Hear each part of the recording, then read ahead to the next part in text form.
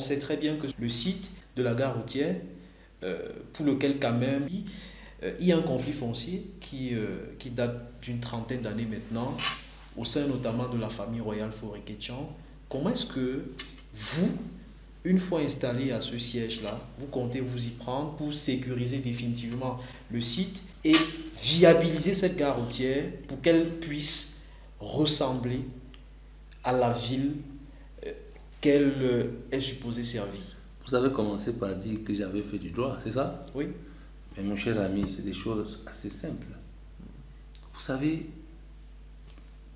la bâtisse où nous nous trouvons, si le site savait être plus important pour les populations que pour le propriétaire, vous savez ce qu'on fait? C'est une expropriation qu'on fait. C'est une question de procédure.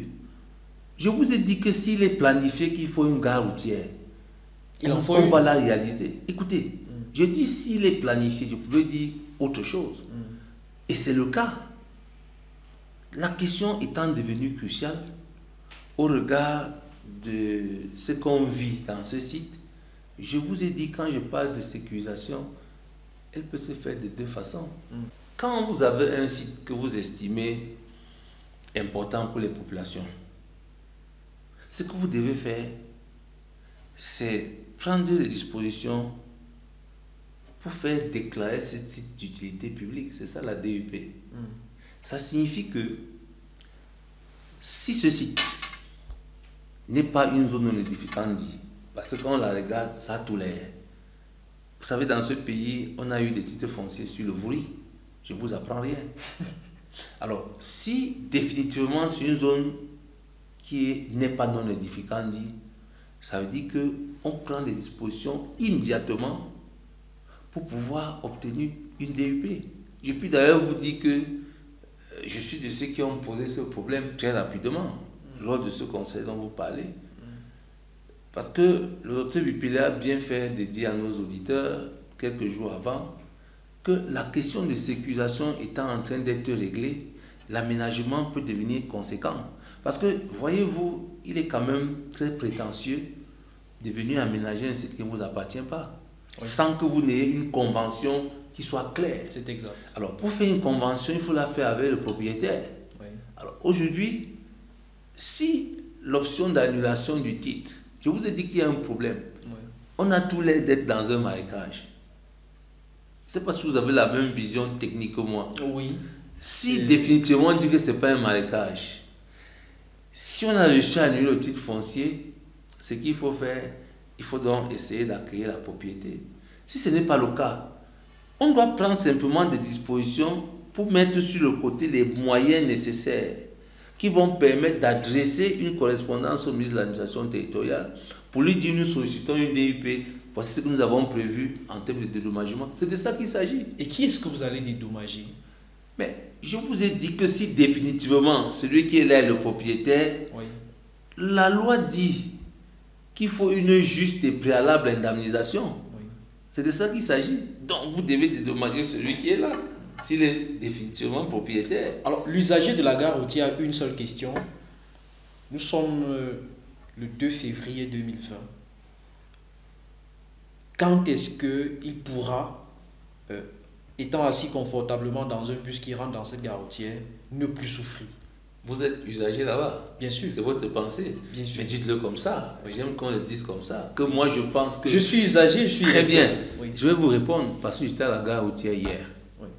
Et quand je suis arrivé, quand les gens ont vu la plaquette qui était collée sur ma voiture, ils ont vu mon image, ils ont commencé à applaudir. Vous pouvez vous demander pourquoi? Je me demande bien pourquoi. Alors très bien, parce que vous savez, quand on voit des personnes, on imagine ce qui peut arriver. Et sur le coup, ils ont commencé à dire, dans la poussière, j'ai dit, nous venons de voter 200 millions pour le début d'aménagement de votre gare routière. Et c'était une très bonne nouvelle. Ils l'ont acclamé comme vous ne pouvez pas l'imaginer. C'est de ça qu'il s'agit. Donc la question va être adressée. Maintenant que les velléités de propriété sont en train d'être levées, si elles ne sont même pas levées, on passe à l'autre phase. Donc il y a deux possibilités, il y a deux alternatives. Et vous connaissez ma détermination à détruire les murs qui me gênent. Ça ne me prendra pas du temps. Très bien. Pas du tout. Parce qu'on ne peut pas admettre, évidemment, qu'une situation comme ça perdure, surtout que la loi a tout prévu.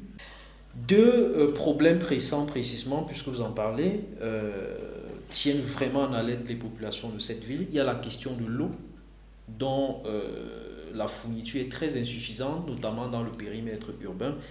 Il y a déjà la question que vous avez déjà abordée, qui est celle de l'électricité. Est-il possible qu'à Tchang, on retrouve la commune qui fait des microcentrales hydroélectriques, non pas pour desservir simplement les populations, mais une électricité qui est capable de sous-tendre une industrialisation de la ville? L'État donne la possibilité aux collectivités de développer le potentiel qui existe dans leur zone de compétence. Oui. C'est dans cette optique que la centrale de Tchouandin a été construite. C'est d'ailleurs en évoquant ce texte que l'AFD a compris. Et c'est pour cela que Tchang est très encouragé dans ses initiatives.